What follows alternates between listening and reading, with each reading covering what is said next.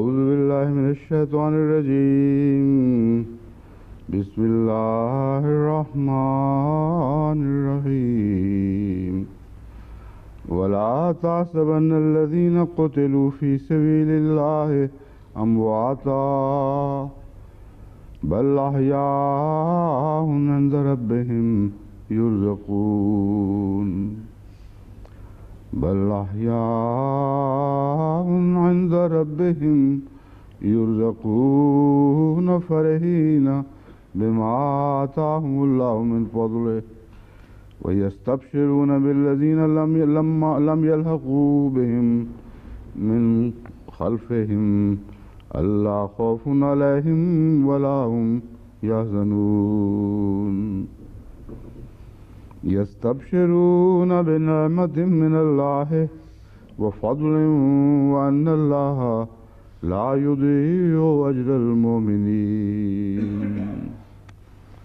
الذين استجابوا لله والرسول من بعد ما أصابهم القرح للذين أحسنوا منهم واتقوا أجر عظيم الذين قال لهم الناس إن الناس قد جمعوا لكم فاخشوهم فزادهم إيمانا وقالوا حسبنا الله ونعم الوكيل जो लोग अल्लाह की राह में कत्ल किए गए These are verses from 170 onwards, chapter 3. The translation is of وَلَا تَحْسَبَنَّ الَّذِينَ قُتِلُوا فِي سَبِيلِ اللَّهِ أَمْوَاتًا. Think not of those who have been slain in the cause of Allah as dead. Nay, they are living in the presence of their Lord and are granted gifts from Him. فَرِحِينَ بِمَا آتَاهُمُ اللَّهُ مِنْ فَضْلِهِ, jubilant because of that which Allah has given them out of His bounty. وَيَسْتَبْشِرُونَ بِالَّذِي لَمْ يَلْحَقُوا بِهِمْ مِنْ خَلْفِهِمْ, rejoicing for those who have not yet joined them from behind them, because on them shall come no fear, nor shall they grieve. يَسْتَبْشِرُونَ بِنِعْمَةٍ مِنَ اللَّهِ وَفَضْلٍ, they rejoice at the favor of Allah and His bounty. They receive good news, or they expect favor and bounty from Allah. وَأَنَّ اللَّهَ لَا يُضِيعُ أَجْرَ الْمُؤْمِنِينَ, and remember that Allah suffers not the reward of the believers to be lost. As to those who answered the call of Allah and the Messenger after they had received an injury, such of them as do good and act righteously shall have a great reward. उसके बाद कि उनको ज़ख्म पहुँचे थे, ये ज़ख्म लग चुका था। लिल्लज़ीना अहसनु मिनहुम वत्तक़ौ अज्रुन अज़ीम, उनके लिए जिन्होंने उनमें से बहुत अच्छे काम किए और खुदा का तक़वा इख्तियार किया, बहुत बड़ा अजर है। वो लोग الذين قال لهم الناس أن الناس قد جمعوا لكم, those to whom men said, people have mustered against you, therefore fear them, but this only increased their faith. وَقَالُوا حَسْبُنَا اللَّهُ وَنِعْمَ الْوَكِيلُ, and they said, sufficient for us is Allah, and an excellent guardian is He. He is the one who takes care of it in the best way. The first verse who said that I have recited and translated, we had begun discussing this yesterday. وَلَا تَحْسَبَنَّ الَّذِينَ قُتِلُوا is asking, confirming whether this is the case. The word hasab, Huzur is saying, is about accounting. Huzur is saying that you all know this word, muhasib, etc. And husban means as an account or for something becoming a source of counting, just as the word Husbana is used for the sun and the moon in the Holy Quran. And when it is said tahsabu, then it doesn't mean that when you know about something, a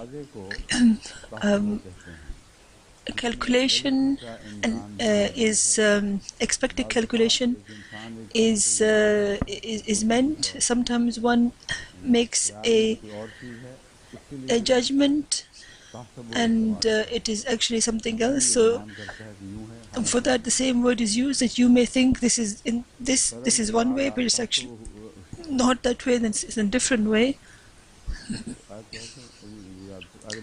I was trying to remember a verse.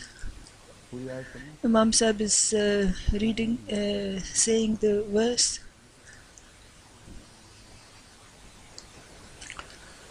Huzur is telling him to take the verse out. Huzur is saying that it is good to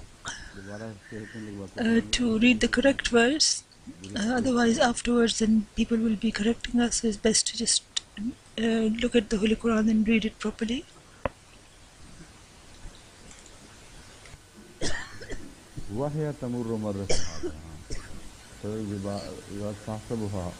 Huzur is still trying to remember the verse.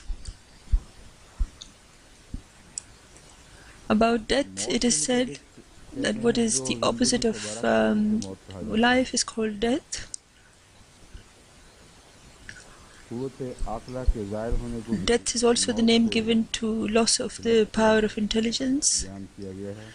Just as Huzur said, I explained yesterday, that you cannot make the dead hear.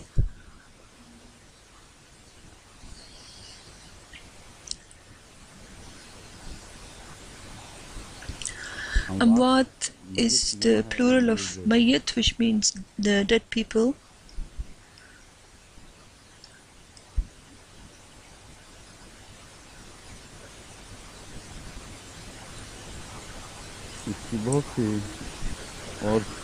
There are other connotations of this word as well, other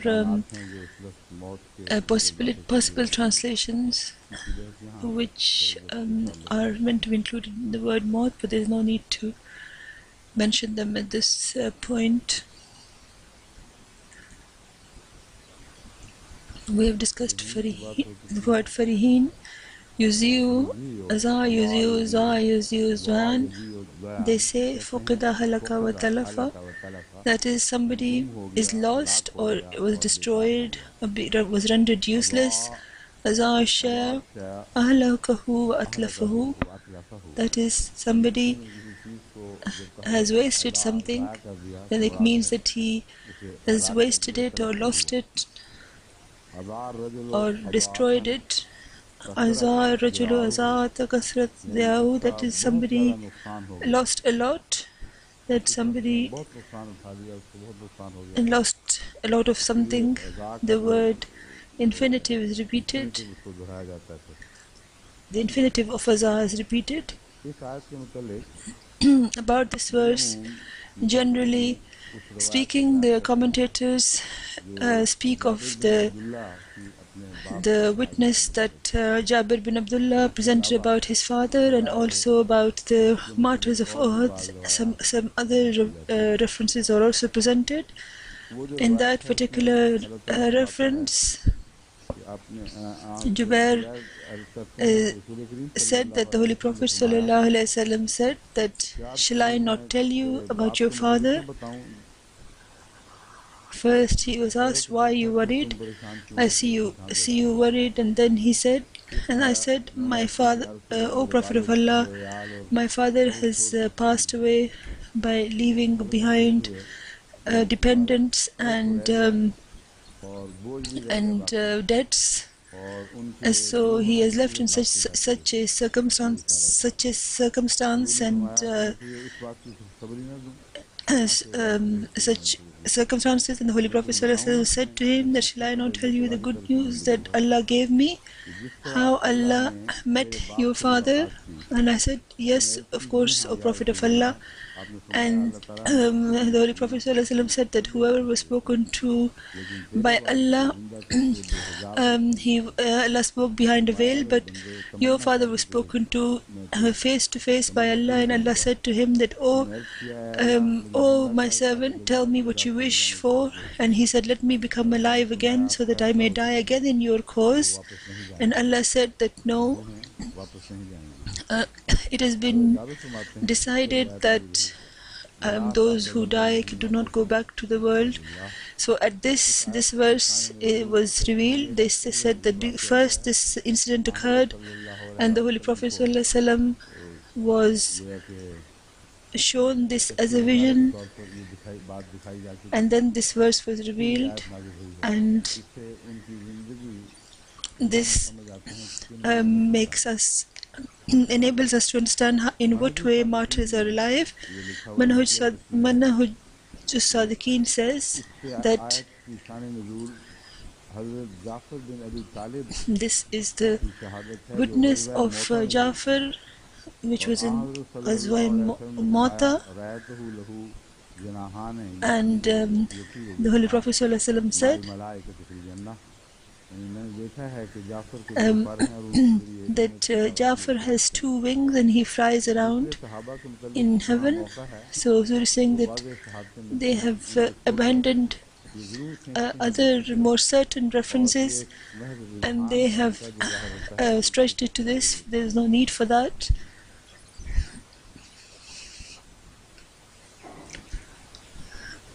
There is another reference, the same words are used, but there is a slight difference, that the Holy Prophet ﷺ said, shall I not inform you of the situation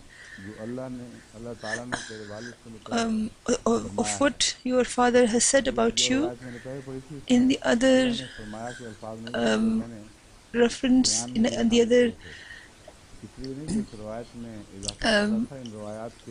reference, I had said that God said, and I was already saying that although it's not in the words of the first verse, but I said that and I wasn't adding anything to it. I was trying to combine these two separate readings of this verse. So whenever there is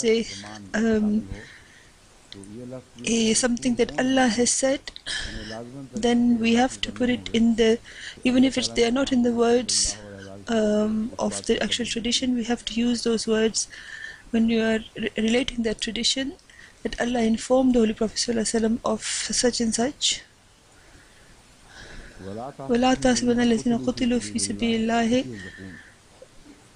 It is said that this refers to the people who were martyred in Uhud, and also the martyrs of Be'er Mauna are also mentioned. This are also meant here. This is Tafsir al-Bahr al-Muhit.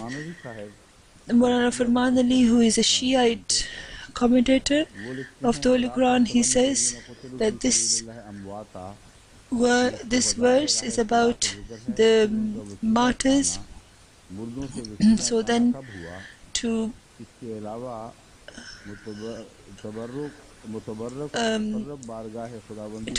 what is wrong with asking the dead for things?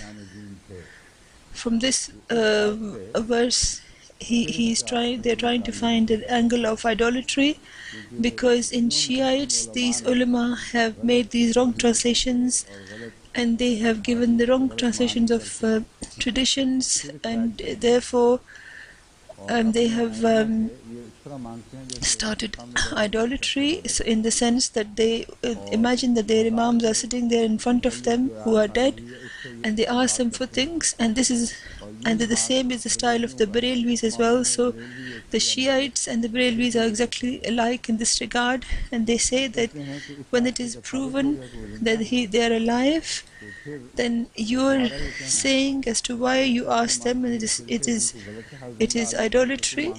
So just as you ask each other when you are alive, then in the same way they are also alive. So we're saying that the word in the Rabbihim has made it clear that they have cut off the relationship with the world, and they are with Allah now, and they do not have anything to do with you any longer. And the Jabir bin Abdullah's the reference makes this completely clear. They do not explain that, they do not present that, and they do not say anything about that. Huzur is saying that's a very clear reference and there is no room for any doubt in it. So they, instead of using that, they are trying to take it to Hazrat Jabir. So where this is actually indicating towards the Battle of Uhud, but they're stretching it to somewhere else. And there the detail of this claim is mentioned. Mir Ahmad Ali Sahib is also saying this, that they are saying that we do shirk, we do idolatry when we ask of the martyrs, and then they immediately start mentioning the imams, although the martyrs are being mentioned, but in the same breath as he's saying, that you'll see in other Shiite commentaries as well, they take the subject from the martyrs and start to apply it to their imams. So they say that their imams are also alive just as the martyrs are alive, whether or not they were martyred. So this is the conclusion they try to draw from this, which has got absolutely no room in this verse. In the reference of Jabir, it is self-explanatory that when Allah, the Holy Prophet ﷺ said that when Allah said to him that I am very happy with you, and Allah spoke to him without a veil, and he asked him, what would you like? And at that he said, oh my master, I desire to become alive again, and I should be killed again, and again I should be brought to life, and again I should be killed for your sake. And because Allah has made a general promise, despite that Allah rejected this prayer, because Allah said that annahum ilaha la yarjiun, that those people who once they come to me, they can never be returned to that world again. Huzur saying the yarjiun verse is not specifically for martyrs, it applies to the ordinary dead people as well. The village whose people were destroyed, about them it is written, it is made obligatory that they'll never return to that. So Allah has shed light on their manner of life, and this was clear to the Holy Prophet ﷺ, that their being alive does not mean that the martyrs will come and go to the earth, from the earth, and they will communicate with it. So, but although they are alive in a spiritual way, but they have definitely cut off relationship with the world. So don't think that they are walking around here with you just as the living are around. So this excuse, that this proves that we can ask the dead, this is completely false and without foundation. And then the Holy Prophet ﷺ and his companions, why did they not arrive at this conclusion? Why did they not ask the dead? Hazrat Ali Zanho, why did he not ask the Holy Prophet ﷺ? Because he is the most living of all the prophets. He is more living than all the prophets. So, but there is not a single reference that is found which indicates that Ali Zanho ever asked the Holy Prophet ﷺ after his demise, and all the other companions were practiced the same. Their imams, Huzur is saying, as far as I know, although they may have made up some false reference, their imams never asked Ali Zanho or anyone else, and they did not ask each other either. They always asked Allah, and this is the pure oneness of Allah. And the witness is It is the declaration of the oneness of Allah, and from this to derive idolatry is extreme transgression. Shaheed is, or martyr, is the one who becomes witness that Allah is one, and the world does not amount to anything in comparison to Allah. So they abandoned the earth and went to Allah. This is why they are called Shaheed. They knew that God was there. In fact, they could see God in front of them, and they rejected the world and went towards Him. So to say that such a verse can be alleged to mean indicate towards idolatry is extreme transgression.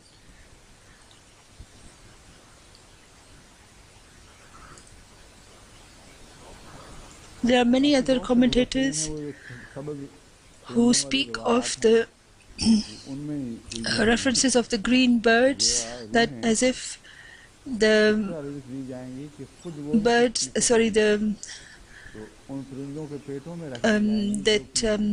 the martyrs are in the bellies of green birds, and they won't be able to drink anything themselves. Only when the birds drink, then they'll be able to drink. These are all metaphors, and it indicates towards their high elevated status, and these things must be understood.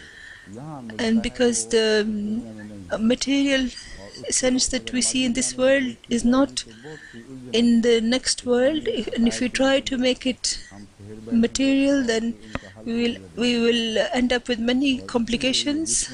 And this is the kind of inclinations that the enemies of Islam take advantage of and attack Islam.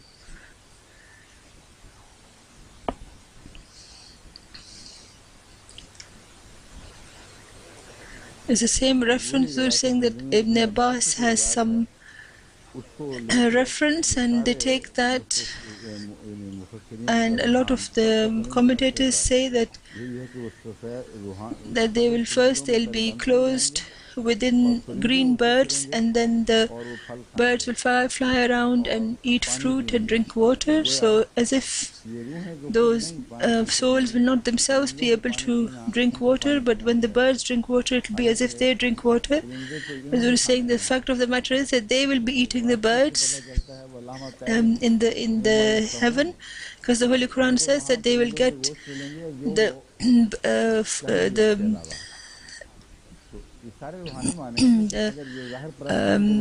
flesh of birds. So it is saying that these are, if those people who take such things in the literal way, I'm trying to explain it to them that, and when those birds are slaughtered for them to eat, then will the martyrs' souls come out from inside them? And what will they be eating? What will they eat who are inside the birds? So the birds, whatever the birds eat, will become their food, and whatever the birds drink will be their drink, according to them.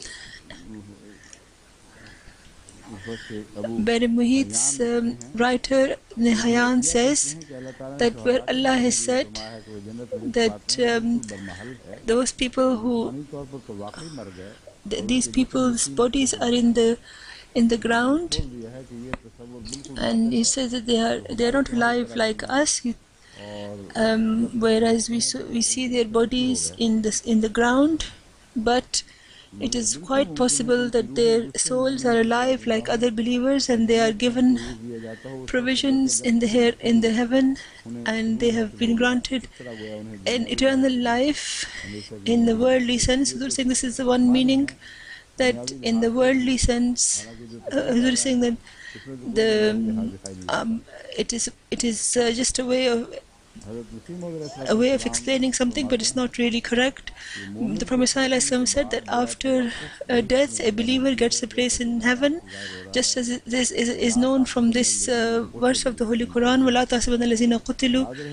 And those people who are the beloved of Allah and those who die in the cause of Allah, they are brought back to life after a few days, just as Allah says, وَلَا تَحْسَبَنَّ الَّذِينَ قُتِلُوا فِي سَبِيلِ اللَّهِ أَمْوَاتًا بَلْ أَحْيَاءٌ. They do not regard them as dead who are killed in the cause of Allah, they are alive. those people who are killed in the cause of Allah, do not think about them in that they are dead, they are alive, and Allah gives them provisions.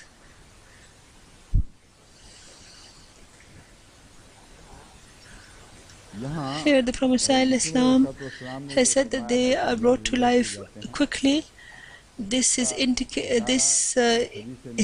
derived from a tradition of the Holy Prophet ﷺ that when a person dies, then his soul returns to Allah. In how long somebody's soul is returned to Allah? The Holy Prophet ﷺ said that the prophets and other pure souls who have cut off their relationship with this world, within 3 days they are cut off from the world, and the other believers, it takes them about 40 days. This tradition, and there are some other ones, and also some verses of the Holy Quran which shed light on this. And in light of that, when you look at this subject as to what happens to the martyrs, then it is not as easy to understand. There are many complications that are found, so it is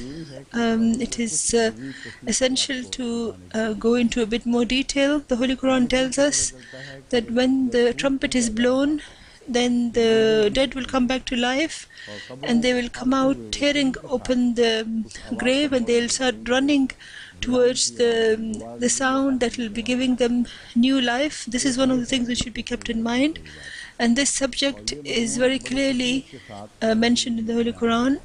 And on the other hand, this verse which is speaking of the life of the martyrs, that is straight after death they become alive. Then on the other side, those that verse will speak of the life, of the abandoning the body of the prophets after their demise in a few days. This is what the Prophet ﷺ refers to, which meaning that the verses that were revealed to the Holy Prophet ﷺ, the best translation of that was known to him, and only he knew what it really meant. So when it is said that do not regard them as dead, they are alive, it is not thought that when was this verse revealed, and when that verse was revealed, at that time for certain they had attained the spiritual life which is mentioned. And in this regard, I want to tell you something else, that Mir Ahmad Ali Sahib thinks that Ahmadi commentators, when they arrive at this place, they completely fall silent and they don't say anything because they can't translate it to mean anything spiritual, and they are forced to translate it in a literal sense. This is why they don't say anything. They're saying, of course, we say we say it, but you don't hear us. The Ahmadis have always been saying this, that when the life of the martyrs is mentioned, it does not mean that they are living as a normal people are alive. Otherwise, Allah would not have said, "In the Rabbihim yurzaqoon." They don't get any provisions among people. They are getting provisions with Allah. Otherwise, they would sit among people and they would talk like them, and their bodies are in the ground. So the Ahmadis from the very beginning have this, are of this point of view, that these are matters of are such things as are not are beyond our imagination. Just as Allah says in the Holy Quran that this is we are going to raise you in such a form that you cannot comprehend it in this life. And about heaven, Allah says, "Arzu samawati wal ard."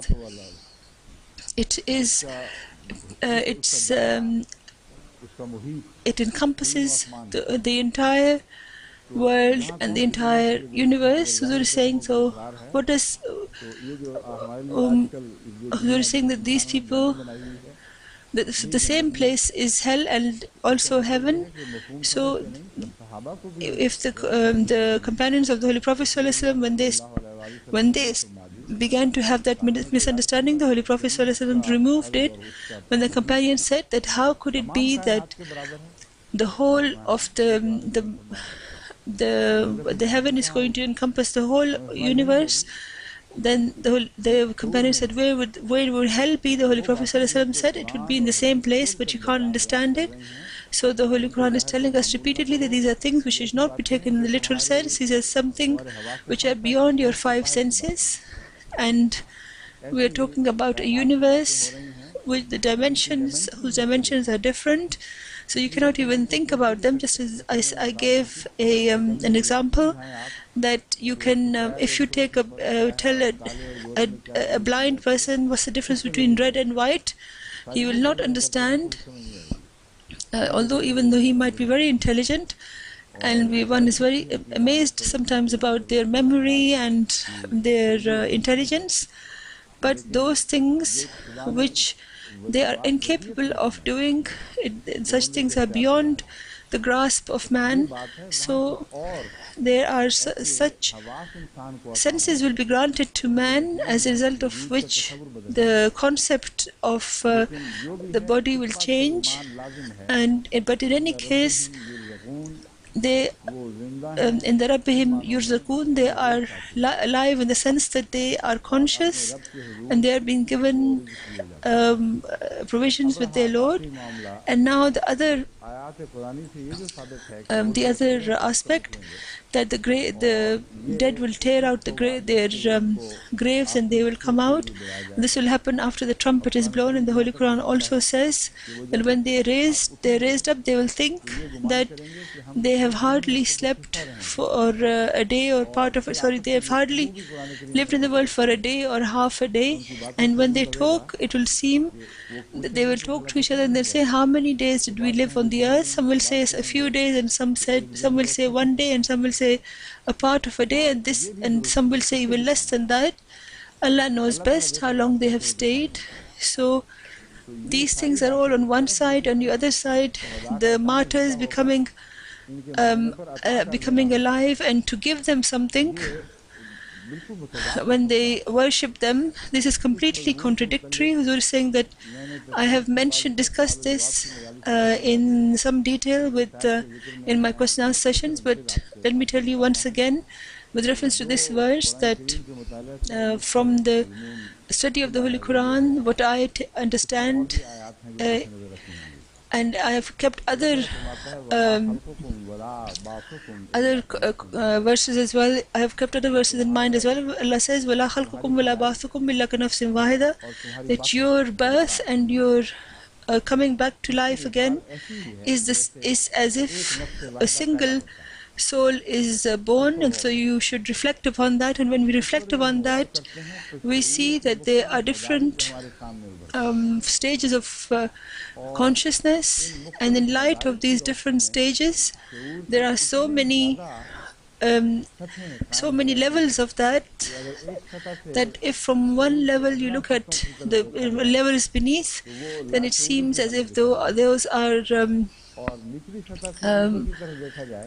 less consciousness, and the person who is at the low level, when he looks up, he will not be able to see it, see the higher status. So nafs-e wahida, which is referred to in this verse, is born, that after the coming together of a male and female counterparts, the baby is conceived, then this child that is being born, who is going to come out shouting and screaming, there's a huge difference between the baby that was first began and the baby that was born. One is incredibly amazed as to how that tiny little spot, and even if you look at it in a microscope, you don't see anything in there. From that, this thing was formed, about which Allah says,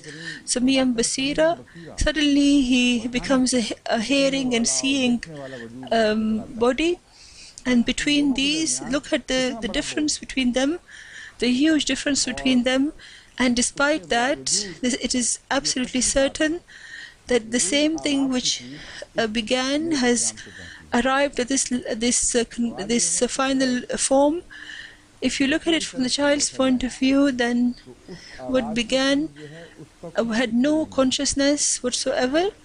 But if you look at it from the point of view of science, then what is growing within the mother's stomach, every moment of that is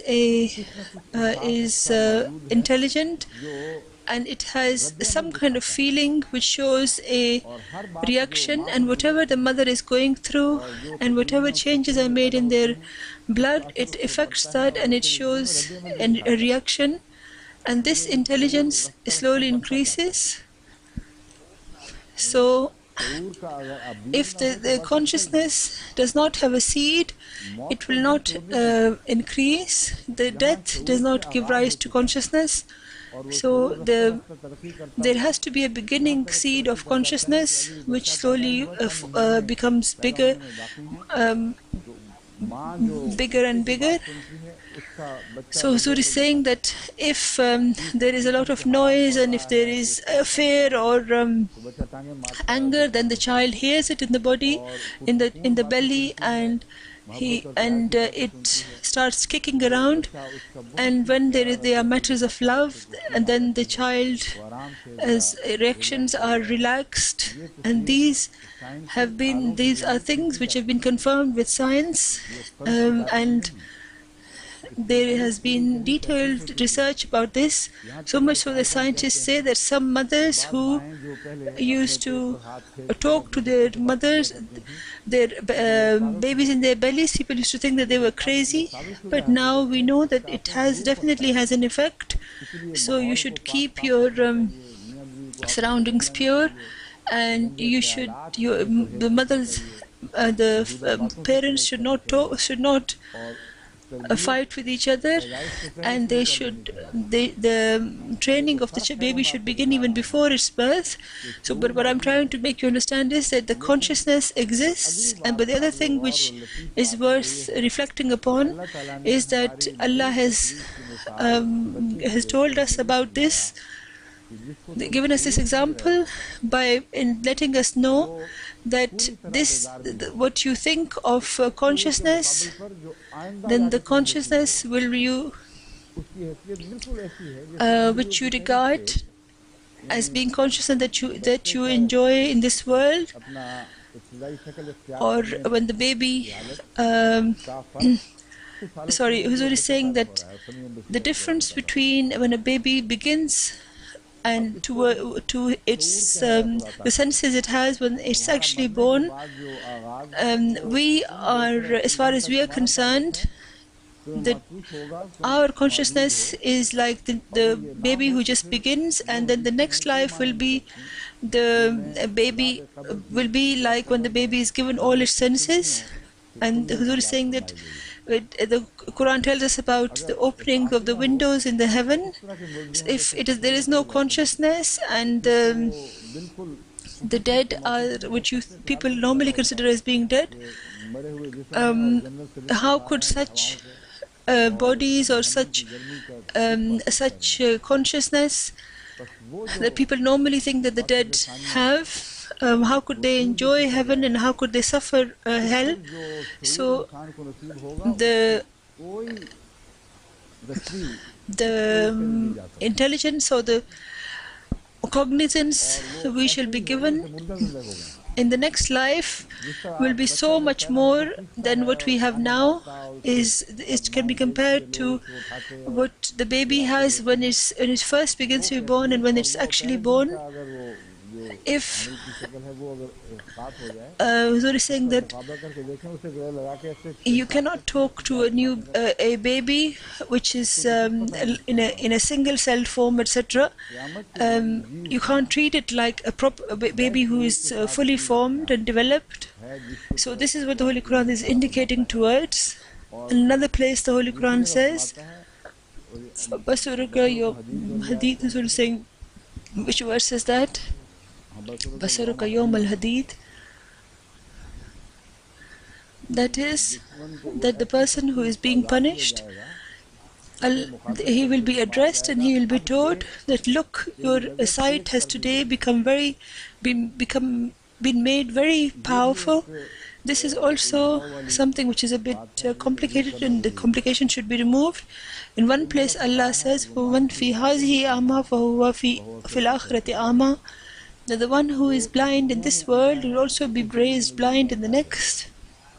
In another place, Allah is saying that now recognize what you have been doing for Basaruka al-Yawma Hadid, that your sight has today become very sharp. You have been, so now today you can get hurt more. So we're saying that this there seems to be a complication in this. Huzur is saying that when Allah sheds light on one aspect, we get confused about a different thing, and vice versa. A blind person does not partake of all the enjoyments of seeing. So all those things which have to do with the display of beauty of Allah. If a person is dead in this world, then he'll be is blind in this world, and then he will be blind. So the person who does not enjoy it will be born in, he will be blind in the next world as well about the good spiritual things. But in this world he used to see evil, so then in the next life he'll also be able to evil, and his sight will become even more sharp for those things, and he'll start to feel the pain. And when he sees good things, it will hurt him because his enjoyment was not in good things. So the blind, being blind, raised blind, means that if the person, Huzur is saying that the person who cannot comprehend in this world, then he is raised without those qualities. And as far as the sharpness of the sight is concerned, and those things that he hadn't seen before, when he's shown them, then it will only serve to increase his pain. And even if those things are good, but when he sees they're being good, then it will start to hurt him more. So there is no contradiction. There are two different aspects that are being mentioned. Huzur is saying that you told me that if my leg goes to sleep, I should lean back. Huzur is saying, Dr. Naseem Rahmatullah Sahib said that when the legs have pins and needles, and I should lean back, and that will remove the pressure on my veins, etc. Huzur is saying that have you taken the verse out? Basaruka al-Yawma Hadid. Huzur saying then I know about this bit of the verse, but the whole scenario in which this is mentioned, that Huzur is saying I wish to present.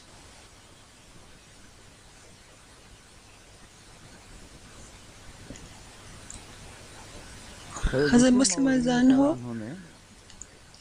has shed detailed light on this, but they're saying that perhaps Malik Ghulam Fareed Sahib has only looked at his notes, that is this Shiite who has said this, and because they say that he said that Ahmadis keep quiet and they don't say much about this verse because it doesn't go with their point of view, and it suits our point of view. As a Muslim Azan who says that here the life of the nation is also meant, that it is the martyrs because of whom the nations remain alive, and those people who die the deaths of the world, they themselves are lost forever, and their people are also lost. If this inclination is found in certain people, but those people who give up their lives for higher aims, their names always remain alive, and their blessings always remain. And the people who are coming after them, they increase, they get life in their blessings. And this is why the Muslim Azan has said that the Khalf verse is, he hasn't translated to mean the martyrs.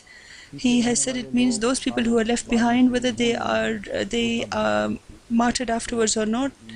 So the Muslim Azanho has said that this is the commentary which in his notes, which I'm developing now, it means that those martyrs get two glad tidings. One is that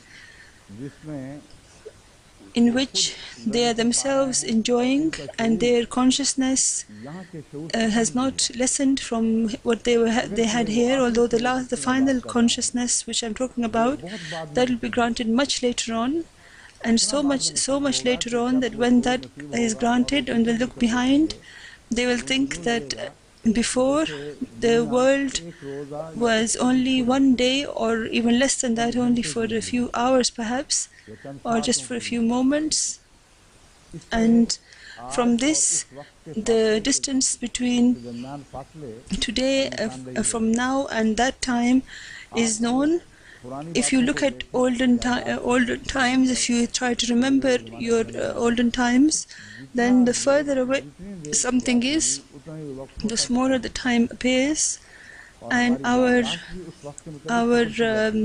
memory reduces. Huzur is saying that the life of children, when they are enjoying it so much, but when they grow up, they will only remember a little bit of it, and it will seem like it's gone in a moment. So Allah is saying that this is something which will happen so much later, that those people, when they look at the previous times, and when they look at the age that they spent on this world, they'll think it's very, very small, as if far off huge stars only look like a tiny little dot. So it is a matter of distances, whether it's of time, of eras, or of position. Something, however far, the further away something is, the smaller it looks. So Huzur is saying that now let us return to the commentary of the Muslim Azanhu. He says that the lives of nations is associated with the lives of the martyrs, and they don't just get one glad tidings, they get another one as well. And Allah tells them that you are the ones because of whom the ones who are left behind, their grief has been removed, and because of you they have become at peace. If they hadn't given up their lives in the path of the truth, and the people who were left behind, they had no peace, no place of peace, they would have been destroyed, annihilated from the world. So the blessings of their lives is so incredible that it not only reaches them, it also reaches the people who are left behind, and they are alive because of them. It's an amazing and very deep and a very exquisite meaning towards which the Muslim Azan has reminded us. And this is a secret which has to do with the lives of all the nations, not just in the religious background, in the worldly background as well. This has got the secret to life, the life of nations. Those who die, they give up their lives for the sake of those who are left behind.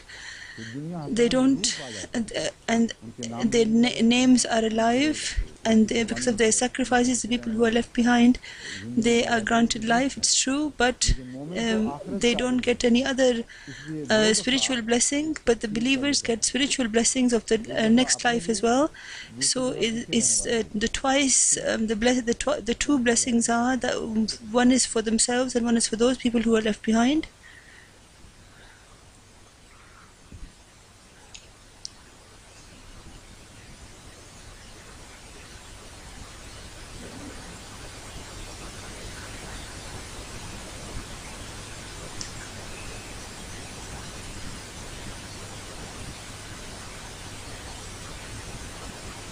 This is quite a long subject, so he's saying that I'm not sure where to begin it from.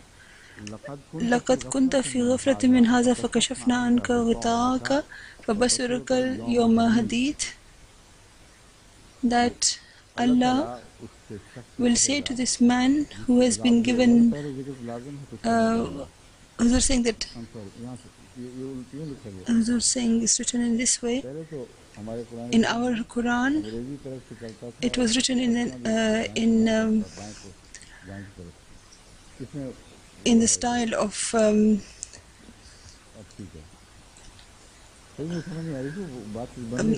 of English. Now Huzur has realized what it meant. Is يتلقى المتلقيان عن اليمين وعن الشمال قعيد.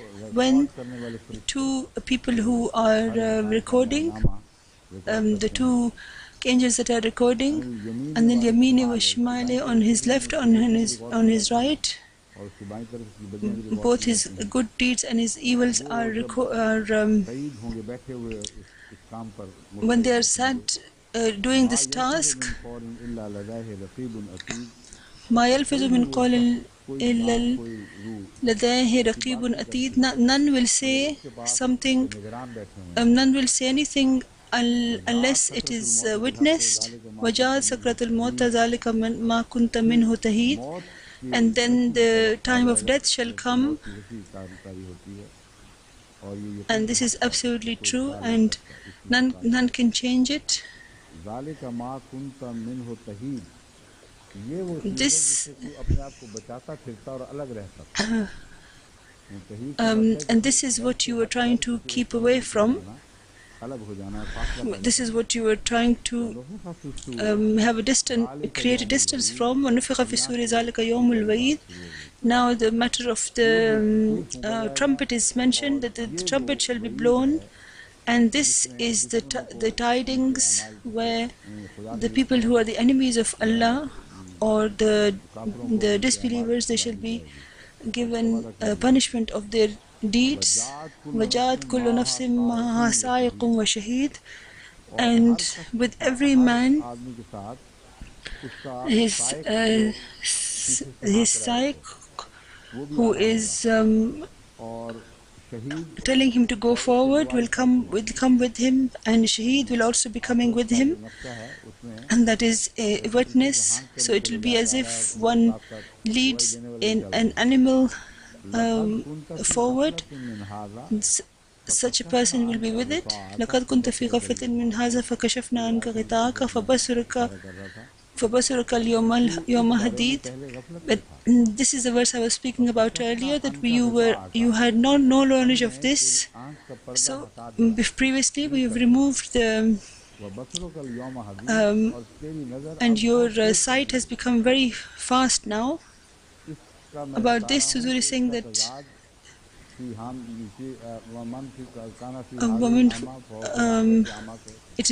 I'm saying it's just not contradicting with وَمَنْ فِي هَذِهِ أَعْمَى فَهُوَ فِي الْآخِرَةِ أَعْمَى. It means that they will remain blind from they will not know about the punishment as to what they are trying to do. They will not understand. They will be unaware of that, and their sight will become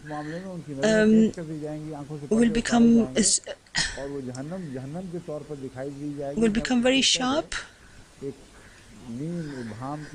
And before that, they were doubtful as to whether it will be hell will be there or not. So this is the subject of the afterlife, where different verses, different subjects are mentioned, and sometimes if you don't look at them all together, then some people may find contradictions in it. فَرِحِينَ بِمَا آتَاهُمُ اللَّهُ وَلَا هُمْ يَحْزَنُونَ. And that they are happy with their their relatives they left behind. Huzur is saying that this is Muslim Azan's translation, but it is also includes other translations should also be included, that about those people they receive blessings who are going to be martyred and join them. So the Muslim Azan has presented three translations of this, that they are happy with about the relatives behind them who they left behind them, and after they pass away they know the truth, and the people who are left behind they will progress, and they know that in future Muslims will gain many victories. And khalf means all those people and all the future generations. Before death, they were so clearly they didn't know about their good result. Then, but after they're martyred, it will become known to them, and this is as if when somebody is grief, you tell them about something good. And they have left Aziz behind them, their beloved behind them, and they will definitely be thinking about them if they have some consciousness which may have increased from before. So to console them, they have been told that the people they have left behind are in the protection of Allah, and Allah is looking after, is their guardian. And this subject that Abdullah bin it seems to be a response to this question of Abdullah bin Jubair. He asked the Holy Prophet ﷺ that, O Prophet of Allah, the one who has passed away, who has martyred, he has left behind many children and many debts. And the glad tidings he was given by the Holy Prophet ﷺ, apart from that glad tidings, the Holy Quran said some further things in this respect. And he said that that you think that they are left behind and who is going to look after them? Allah is going to look after them, and the ones who has gone, they have been given the consolation, and they are very happy that after us, the people who have been left behind, they will be at a better state than when we were with them. And this is the fact of the matter which has to do with individual and family affairs, and also with national affairs. Those people who leave behind martyrs, if they are really martyrs in the cause of Allah, then the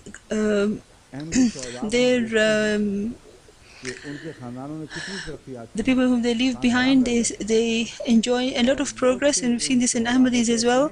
And a lot of those people know that it is the blessings of their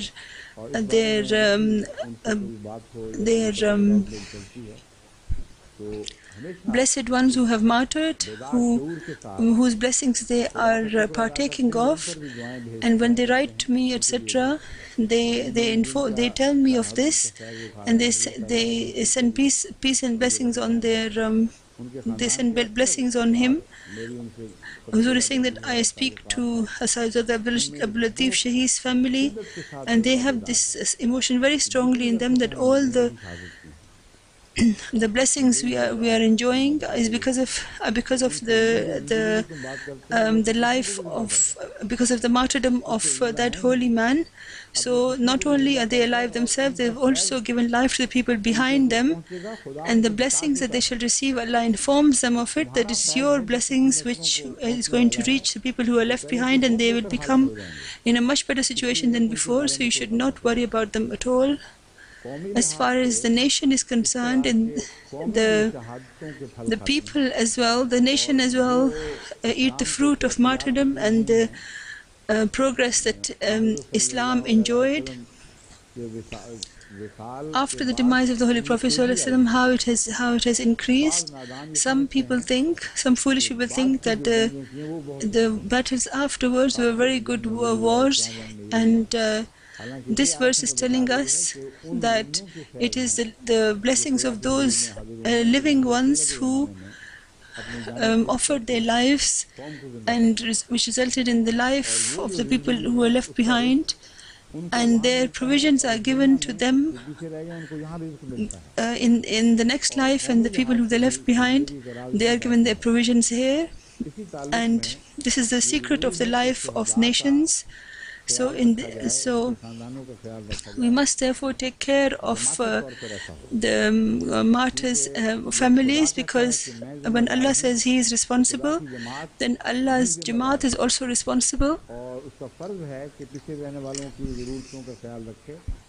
And they're obliged to take care of the people left behind. But in this regard, sometimes there are some painful experiences. This is the Jamaat's tries to achieve this. And even apart from Ahmadis, when you see that somebody has passed away for the sake of Allah, whether they may have died because they were compelled, yet the Jamaat takes care of such people, so the people that they leave behind. And a lot of them have been told by the ulama to go and fight, and when they died or when they were martyred, then the people who were left behind, nobody asked them. Jamaat, by the grace of God, reaches them as well. And in Kashmir, the service the Jamaat is doing includes that, and also in the Bombay and the Bihar problems, we also helped. And although the Jamaat was on its own when it was trying to help them, and when we went to help them, they said that the people in whose name our relatives have died, they won't come and ask us. But when we did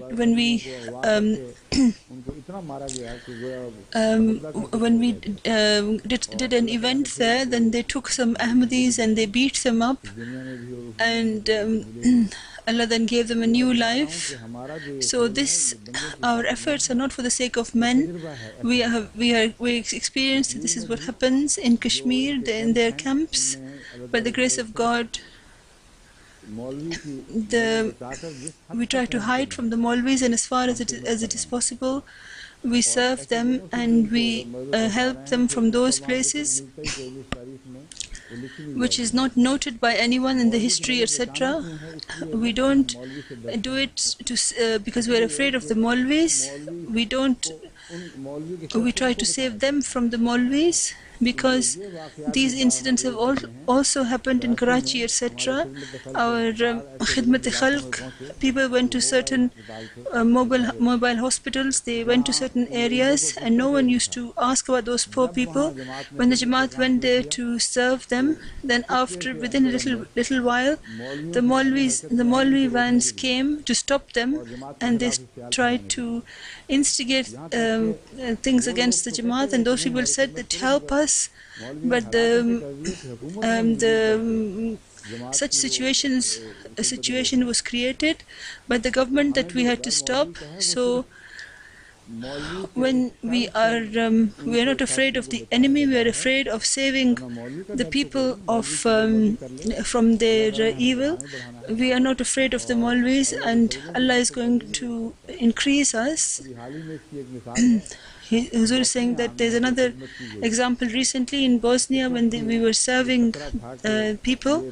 Then there was a danger that as soon as they hear about us, they're going to create some problems. And Huzur is saying about a week or 10 days ago, we have learned that those camps in which nobody used to go to before, many helpers have gone to those camps from Saudi and from other places, and they have taken over those camps, and some of them have been given salaries, and they kept laughing at us, and the Bosnians let us know, and they said that we said, oh, that's good. At least because of the Ahmadis, they were instigated into helping us, otherwise no one was going to ask about us.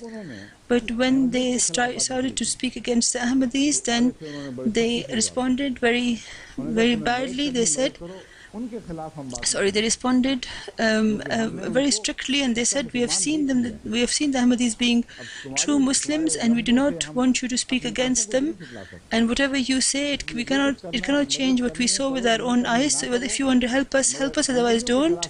And we are not prepared to hear anything against the Ahmadis. So this is one of the reactions. But in contradiction to this, the service that Ahmadis did in Kashmir, Huzur is saying that it was the local Jamaat who did that. Huzur is saying that we have been told to be faithful to each country that we are living in. Wherever the Muslim lives, he has to be faithful to his own country. So from this point of view, the service that we do of Kashmir in Pakistan, in the beginning, he's saying he's talking about the beginning. At that time, as Pakistani Ahmadis, the Jamaat, we gave many sacrifices, and the Kashmir's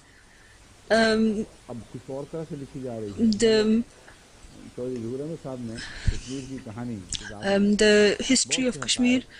And there was in the history of in the beginning, there's a lot of help from the Ahmadis, and these things they are trying to change history now.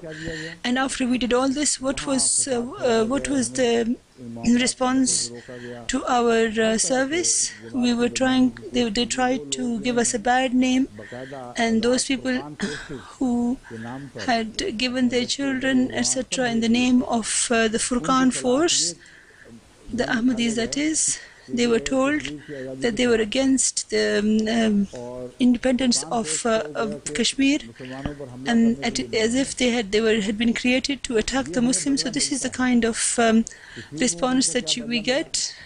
And Huzur is saying that the Kashmir movement, when we did the Kashmir movement, we got such a horrible response, and Allama Iqbal was their head, and they tried to spread hatred against us.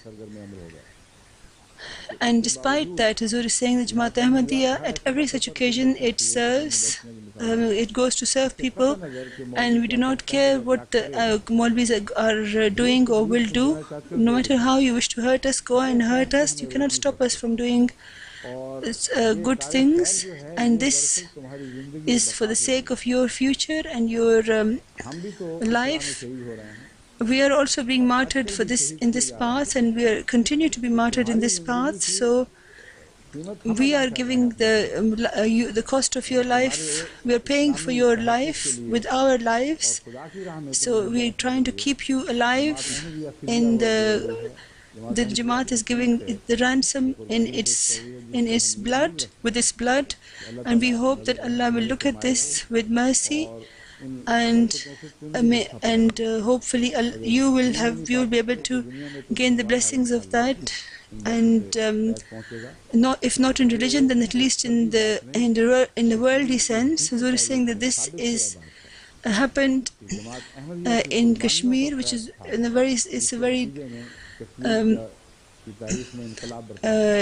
it is absolutely true to say that the Kashmir's history, there was a revolution made in it, and those people who were afterwards made a target of such insinuations.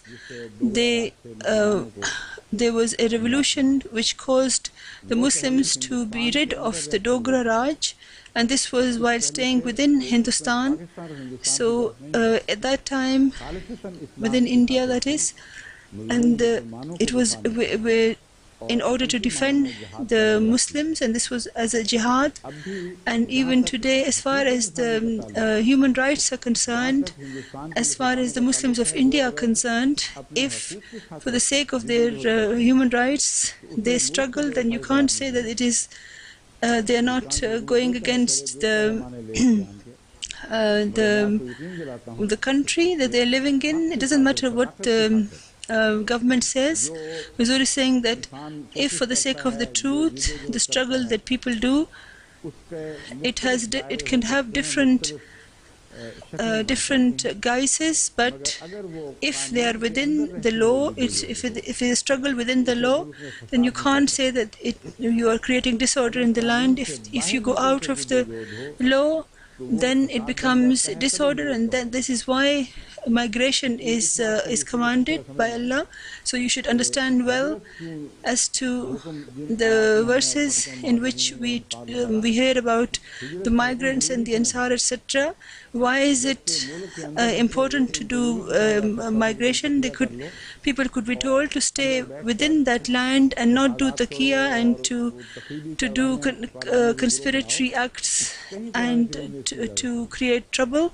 The Quran does not permit this. The Holy Quran says if you can stay there, then you can stay with patience and you should give sacrifices. But when Allah has commanded the Prophet to migrate, then whoever of you can migrate, they should migrate. And then after you migrate, you are free.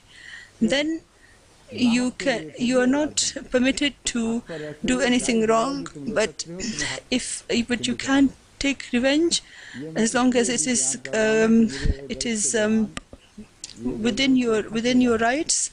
The reason why I'm saying this is because I got a letter from Germany where it was asked of me that why don't you say that people should do jihad, because the Quran says that those people whose rights are taken away from them, that you should fight them. So is saying that there is this order, but we've also been told to have patience, and there are different times and the people go through, and the Holy Prophet ﷺ acted on both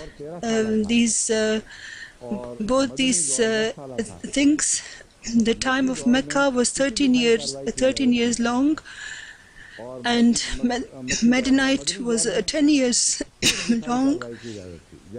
And in Mecca they weren't allowed to defend themselves, where in Medina they were, and that was staying within the laws of treaties, etc. So you are tied with treaties or from all around. While you are in Pakistan, you have to be faithful to Pakistan and you have to follow the law of Pakistan because you are a Muslim, and the people who give you shelter, you have a treaty with them that you will not do any lawless activities. So where would you start your response in the way that you are saying?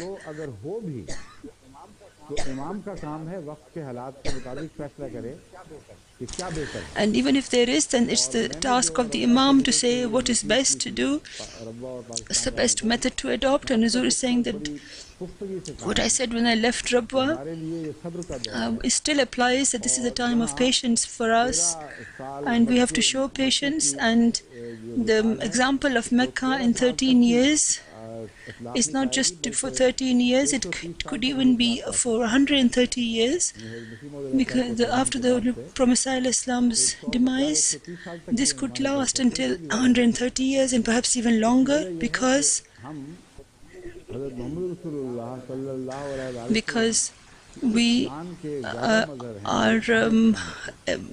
a manifestation of the Ahmad glory of the Holy Prophet ﷺ, which has to do with the Jesus' style rather than Moses' style. And the Christians had to wait for 300 years. They had to be patient for 300 years. So you can't speak with reference to 13 years, because the 13 years patience was told to the Holy Prophet ﷺ was told to increase that era, and it was in this way that he was giving the example of the last days with reference to Jesus, that this is how Ahmad would come. He prophesied that there'll be new growth, and the enemy will trample it, and still it will grow. And this is an example of the blessings of Allah. So this era, it will be long, because the other aspect of Christianity for it to enter, finish from, to go from one century to another, and yet not abandoning patience. This is what it's all about. This is why our patience is our method with which we are going to fight, and this will definitely get blessings. And the more we are steadfast and patient, it's not against the Holy Quran, it's exactly in accordance with the Holy Quran, and it's exactly in accordance with the prophecies of the Holy Prophet ﷺ. Then you should also keep in mind that tradition which speaks of the second coming of Jesus, and the Holy Prophet ﷺ says that he will intend to fight the enemy of Islam, and Allah will reveal to him and say that now we have made two such powers with whom no one can fight. So you should fight with prayers, and you should go towards the mountain and seek shelter in the mountain. Huzur is saying that I have told you this before as well, but I'll tell you again, because patience has a lot to do with prayer. And when we have been told to pray, and they are told that they should even give up their lives. So if you are so anxious with the transgression of the enemy that you wish to give up your lives and you're not going to stop progressing, then at that time Allah says that you should pray. So some people say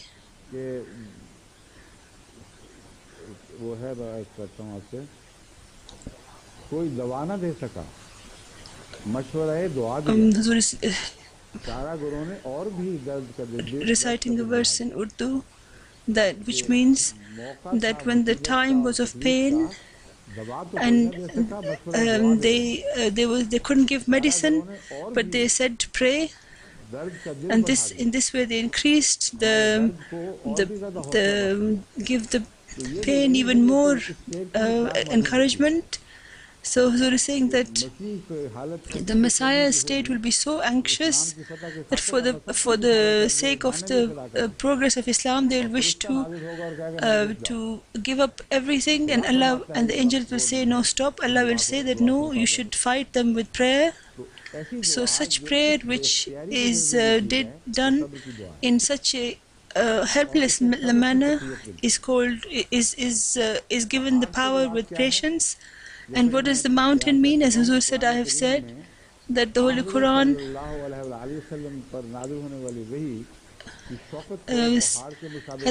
has likened the glory of the revelation received by the Holy Prophet ﷺ to a mountain which fell upon a heart which was as powerful as a mountain. Because when this revelation was asked by Moses, when he asked for it, and Allah told him that I'm going to manifest my glory on the mountain, and if the mountain remains, then your heart will also be able to bear it. But the mountain was crushed into smithereens, and Moses fell unconscious. So Huzur is saying that this example I'm giving of the mountain tells us that the Holy Prophet ﷺ's heart were more elevated and much stronger than a mountain, and much more deeply embedded. So that revelation which the mountain could not bear, and Moses could not bear, that came upon the heart, descended on the heart of the Holy Prophet ﷺ, and his heart was stronger than any mountain. So to come under the protection of the mountain means that seek protection in the Sunnah of the Holy Prophet ﷺ and on the revelation that was received by the Holy Prophet ﷺ, and this is where you should find, that should be that should be your method. And so when people say to me that why don't you tell people, Ahmadis, to go and fight, get up and fight, Huzur is saying we are not able to do that, otherwise we will not remain within the protection of the Holy Quran if we abandon the Quran and start fighting. So it is patience in which is our salvation, and the prayer that takes its power from patience, and to take a shelter near the Holy Prophet ﷺ, in the mountain of the Holy Prophet ﷺ, and apart from that we have no other way of method of salvation and no other method of progress. Huzur is saying that the life of people is granted by the life of sorry, Huzur is saying that none of the Ahmadis have kept quiet about this. Such incredible meanings have been derived from this by the Ahmadis that you could not have expected this. Huzur is addressing Mir Ahmad Ali, who alleged that the Ahmadis keep quiet about this verse.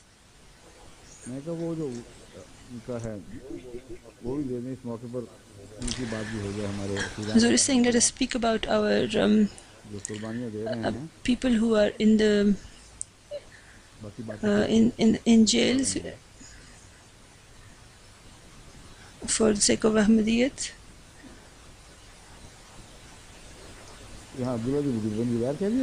Huzur is saying, did I say Abdullah bin Jubair? Huzur bin Huzur saying, I was talking about Jabir bin Abdullah. I mentioned him before as well. And when I said Abdullah bin Jubair, he was the companion who was at the valley, and despite knowing this, Huzur saying that sometimes my tongue trips. It's good that I have been reminded, and in future, if I make a mistake like that, you should you should tell me immediately, because these are not intentional mistakes. But if they stay, then it will appear as if they are intentional. So we must change them. We must change mistakes, correct mistakes. Huzur saying that instead of Jabir bin Abdullah, did I say Abdullah bin Jubair? And Huzur said yes. Huzur said, you should have given me the slip right at that time. In future, Huzur saying that don't wait. If there is any word that I have said which is wrong, then it is more respectful to tell me to change rather than it's not disrespectful. Huzur is saying these are the Jamaat's sacrifices for the sake of the Jamaat, for the sake of the Holy Prophet ﷺ's spreading of the Holy Prophet ﷺ's religion, and we are giving up everything for that. And in response to this, the treatment of the Jamaat, of the government of Pakistan with us, is that all those people who are now regarded as a part of, supposed to be a part of Islam, they can do anything that they like with the Holy Prophet ﷺ, and they can insult his wives and his companions, and all of these things are okay with them.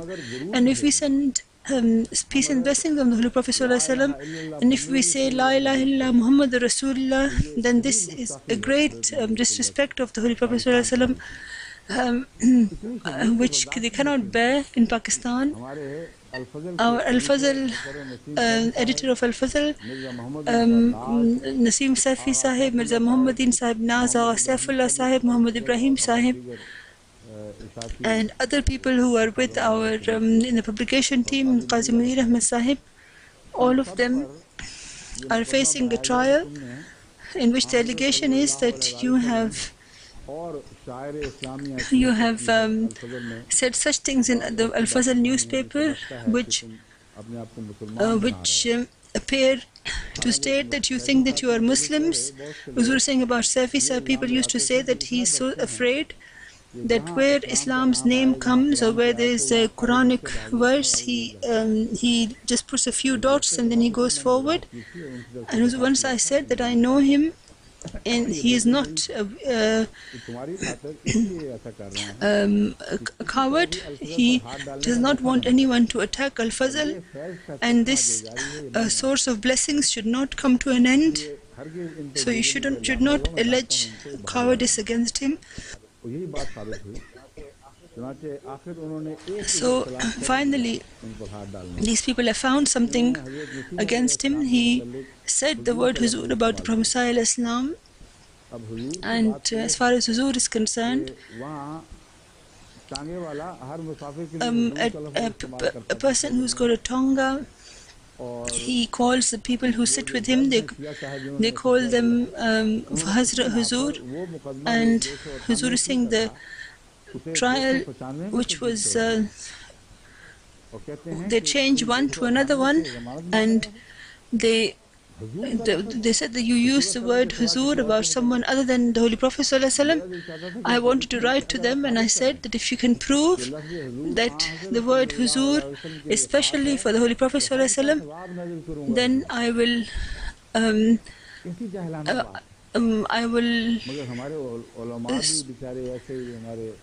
give them the reward of Hajj. Huzur is saying that our ulama don't even know ordinary Urdu. Well, how can we teach them religion? They speak to each other with Huzur, saying Huzur, Huzur, and this language is used everywhere.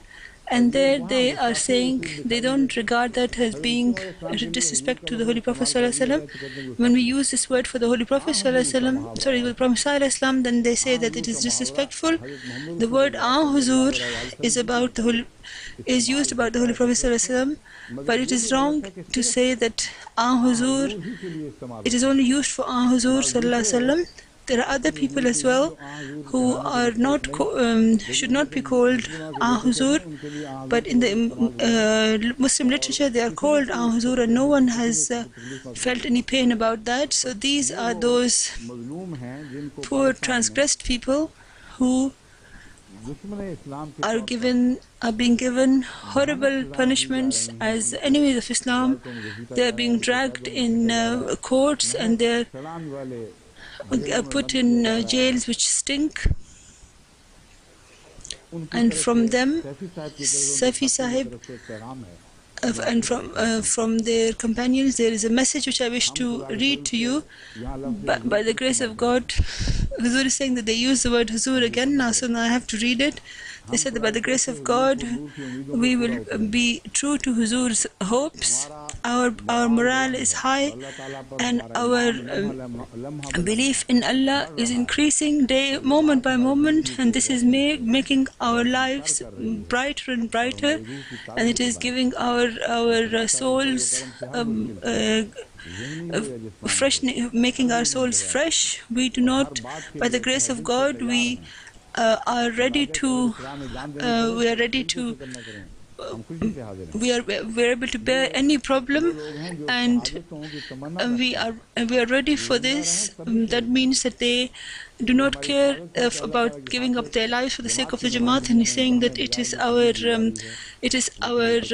blessing that we are happy that we are being given this pain because of the Jamaat, and our generations will be happy about this. And we wish to inform Huzur that we will bear every problem with happiness and with patience. And Assalamu alaikum to all the Ahmadiyyas across the world. Assalamu alaikum wa rahmatullahi wa barakatuh.